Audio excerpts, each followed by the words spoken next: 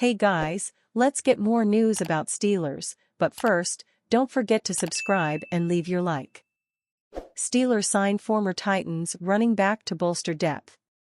The Pittsburgh Steelers added depth to its running back room Tuesday, May 21st, signing veteran Jonathan Ward. The team made the announcement shortly after a report of the signing from KPRC2 Houston's Aaron Wilson. The 26-year-old signed a one-year deal with the team following a tryout during Steelers' rookie minicamp on May 10 to 11. The former Arizona Cardinal and Tennessee Titan is entering his fifth season in the NFL. The Cardinals initially signed Ward as an undrafted free agent out of Central Michigan in 2020. He has spent much of his career on practice squads and contributing on special teams. His offensive contributions were most significant during the 2021 season with the Cardinals. He had 9 carries for 33 yards. Last season for the Titans, the Kankakee, Illinois native appeared in 7 games. He also rushed 3 times for 11 yards. The Steelers signed Ward after a standout rookie minicamp. According to Nick Farabaugh of Steelers Now, Ward specifically appeared to impress Steelers running backs coach Eddie Faulkner. This video from All Steelers Talk shows Ward participating in additional drills at rookie minicamp. "The older you are, the less time you have in the league," Ward told All Steelers. "At the same time, it's just football. Coming out and sharing the gems that I've picked up over the years with the younger guys, it's just a blessing. And that also gives me an advantage too because you get a little bit of a player and a coach in the same aspect." Like his time with Arizona and Tennessee, Ward will likely continue to contribute most on special teams in Pittsburgh. He joins a Steelers team with an established running back room in Najee Harris, Jaylen Warren and new addition Cordarrelle Patterson. Harris and Warren proved to be an effective tandem again during the 2023 season, combining F0 404 carries for 1,819 yards and 12 touchdowns. The Steelers also utilized them both in the short passing game. They combined for 90 catches for 540 yards. Patterson agreed to a 2-year, $6 million contract with the Steelers on March 26, according to NFL Network insiders Ian Rappaport and Tom Pelissero. New Steelers QB, "Pittsburgh is where I wanted to be." It was only a matter of time before Justin Fields was shipped off this offseason, as it was clear the Chicago Bears were ready to move forward with Caleb Williams.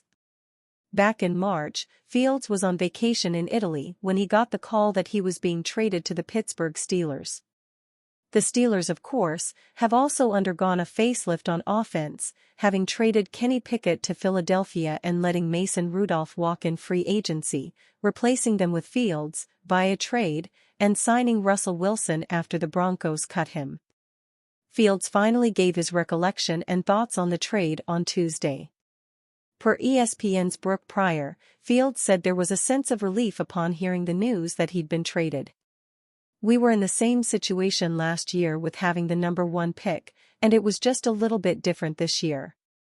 I'm not naive to the fact that I can read body language and stuff like that. It wasn't really just a shock to where it's like, oh, I got traded. I knew what was going to happen beforehand. So I'm just glad I got traded to the spot that I wanted to be at." Fields was selected by the Bears in the first round of the 2021 draft and played for 3 seasons in Chicago. With the Bears landing the number 1 overall pick, thanks to a 2023 pre-draft trade with Carolina, it made sense for the Bears to start fresh at quarterback and revamp the look of their offense. Now, Fields gets to turn the page with a fresh start in Pittsburgh. While it was certainly understandable for the Bears not wanting to pass up on a generational prospect like Caleb Williams, it's fair to say that Fields didn't get a lot of time in Chicago to develop. That's why Bears GM Ryan Poles wanted to set Fields up for success in his next stop, even if it meant accepting a lower offer so Fields could go to a well-run organization. The Steelers, of course, sent merely a conditional 6th-round pick to Chicago to land Fields, which can turn into a 4th-rounder, depending on how much Fields plays in 2024. Speaking to the media on Tuesday, Fields expressed his gratitude to Poles for sending him to Pittsburgh. "Shout out to Poles, we communicated to him through my agent, and I told him where I wanted to be, and this was a place I wanted to be. He honored that, and I appreciate him for that and glad he was able to put me in a spot where I wanted to be at." While Fields is well aware that the Steelers intend on starting Russell Wilson in Week 1 against the Atlanta Falcons, he intends on competing to take Wilson's presumed starting job. Fields added that him and Wilson are well aware that they'll be in competition throughout the offseason, but they'll also remain great teammates. "I definitely don't have the mindset of me just sitting all year. I'm coming in every day giving it all I got and pushing him to be his best, and he's pushing me to be my best each and every day." Fields and Wilson will definitely both be aiming to prove that they are starters in the NFL. For Fields, it will be to prove that he's the long-term solution for the Steelers. For Wilson, it will be about proving that his time in Denver is not indicative of how many years he has left as a starting quarterback. 39M Cowboys veteran considered potential trade victim. The Dallas Cowboys could reduce salary cap space by releasing this productive veteran. In a list of creative ways to create more salary cap space, Bleacher Report mentions the idea of trading or cutting veteran wide receiver Brandin Cooks as one of 3 ways to do so. Cooks is about to enter the final year of his 2-year, $39 million contract. The Cowboys could save $8 million by releasing Cooks after June 1. If the Cowboys need to create space to make extensions, releasing Brandin Cooks is an option, writes Bleacher Report. He was a serviceable number 2 receiver last season, but releasing him after June 1 would save $8 million in cap space.